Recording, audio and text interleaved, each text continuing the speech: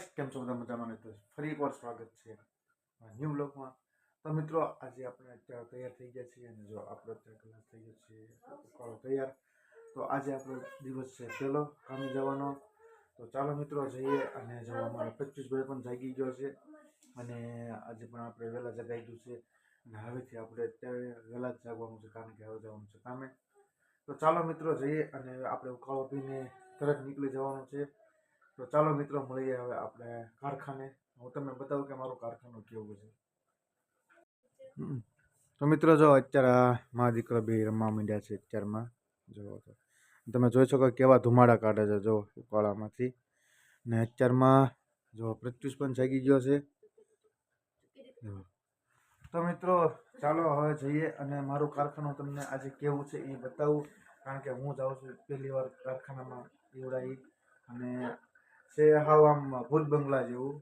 અને એ મકાન એક વખત પડી ગયેલું છે મિત્રો અને બીજી ફેરીનું રિનોવેશન કરવામાં આવ્યું છે મકાનનું. ચાલો મિત્રો જઈએ અને પછી મળીએ આપણે મારા કારખાને. તો ફાઇનલી મિત્રો હું પહોંચી ગયો છું મારી ઓફિસ છે. તો આ જો તો મારી ઉપર જે મારી પાછળ તમે જોઈ શકો છો એ મારી ઓફિસ છે અને મારી ગાડી આપણે પાર્કિંગ કરી દીધી છે. અને સામેની તમે જે દાદર જોઈ શકો છો એ આપણે દાદર ચડવાના છે મિત્રો અને આપણી ઓફિસ ત્યાં છે. અને હવે ચાલો આપણે કામ કરી દઈએ અને જો એટલા દાદરા છે ઉપર ચડવાના મિત્રો. અને આ મિત્રો મકાન જે છે મકાનનું તો હજી રિનોવેશન કરી નાખેલું છે પણ એક વખત પડી ગયેલું છે અને રિનોવેશન કરી નાખ્યું છે. અને જો સામે જે એસીનું જે મશીન દેખાય છે એ આપણી ઓફિસ છે. તો ચાલો મિત્રો જઈએ આપણે ઓફિસે અને કામ કરી લઈએ આપણે આપણી ઓફિસમાં. તો ફાઇનલી મિત્રો હું પહોંચી ગયો છું ઘરે અને કામ પછી તો ક્યારે હું આવી ગયો. તો પછી આપણે અત્યારે વ્લોગ ચાલુ કર્યો છે કમ્પ્લીટલી. એટલે કે હવે આપણે જોઈએ કે એ વાગ્યા છે અત્યારે 4 અને હવે આપણો આ સમય. તો મિત્રો આપણે જવાનું છે આજે કાર્ડ લેવા જવાનું છે સાંજે 8:30 થી 9ના ગાળામાં જવાનું છે નીલમનગર કાર્ડ લેવા. શ્રીમંતના કાર્ડ લેવા જવાનું છે. તો કન્ટિન્યુ મિત્રો બન્યા રહેજો અને મિત્રો નવા હોય તો વિડીયોને સબસ્ક્રાઈબ કરી નાખજો. અને મિત્રો હવે આપણે મળીએ પાછા ઘડી રહીને. મિત્રો હું બોલી ગયો છું અત્યારે શૈલેષભાઈના પ્લાને અને શૈલેષભાઈ અત્યારે ઉપરના જવો તો એ પાણીથી સાફ કરે છે. મિત્રો અત્યારે જે અવાજ આવી રહ્યો છે તમને એ આ મોટર આપણે જે ફિલ્ટરની મશીન છે એનો અવાજ આવી રહ્યો છે. ફિલ્ટરનું જે આ મશીન છે એ ફિલ્ટર સાફ થાય છે બે શકે જો આમાંથી ફિલ્ટર સાફ થાય છે એનો અવાજ આવી રહ્યો છે. મિત્રો એ કાયમ ફિલ્ટર સાફ કરવી જોઈએ. નહીંતર ફિલ્ટર સાફ ન કરો તો પાણીમાં જે અંદર વાજ જઈ જાય અને ફિલ્ટર તો કાયમ સાફ કરવું જ જોઈએ મિત્રો. જો તો મળીએ આપણે જે એ મંગાવ્યો છે એ પૂરા પગતા હોય છે મંગાવ્યા છે. તો ખાઈને પછી પાછા આપણે કામ ચાલુ કરીએ. ચાલો મિત્રો હવે જોઈએ આપણે થોડું કામ કરીએ અને પછી મળીએ પાછા. તો ફાઇનલી મિત્રો આપણે અત્યારે 50 થી 70 જેવા જગ આપણે કાઢી નાખ્યા છે. તમે જોઈ શકો છો અત્યારે જગ આપણે ભાઈએ કાઢી નાખ્યા છે અને આટલા જ જગ બાકી છે હજી જોઈ શકો છો તમે. હવેશભાઈ ધોવે છે અને શૈલેષભાઈ ઉપર મૂકે છે. અત્યારે હું ઉપર મૂકતો હતો અને પછી અત્યારે હું આવી ગયો છું અંદર પાછો બ્લોગ બનાવવા.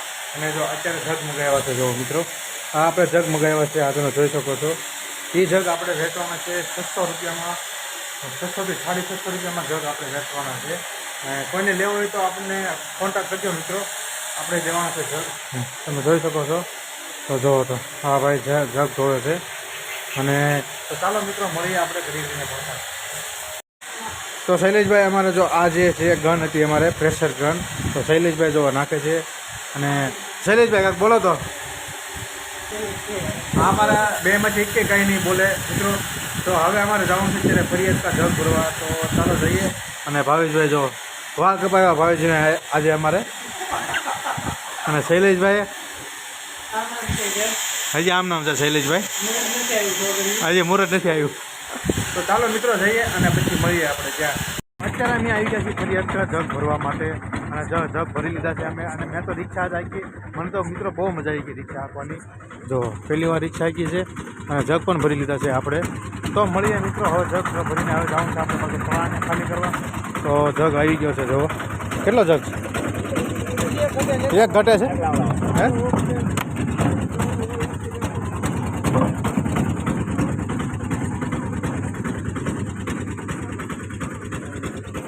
ચાલો મિત્રો આપણે એક જગ ઘટે છે ને એક જગ ભરીને આપણે નીકળી જઈએ ને. તો મિત્રો આપણે પહોંચી ગયા છીએ ઘરે અને આપણે ગયા હતા પ્રિયંકા જગ ભરવા.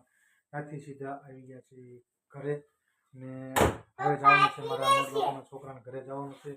ત્યાં આપણે હીરાના કારખાનાની જે ઘંટી આવે એ ફિટ કરવાની છે. તો હવે મળીએ આપણે ત્યાં ઘંટી ફિટ કરી છે ત્યાં અને પછી મળીએ પાછા ઘરે જઈને.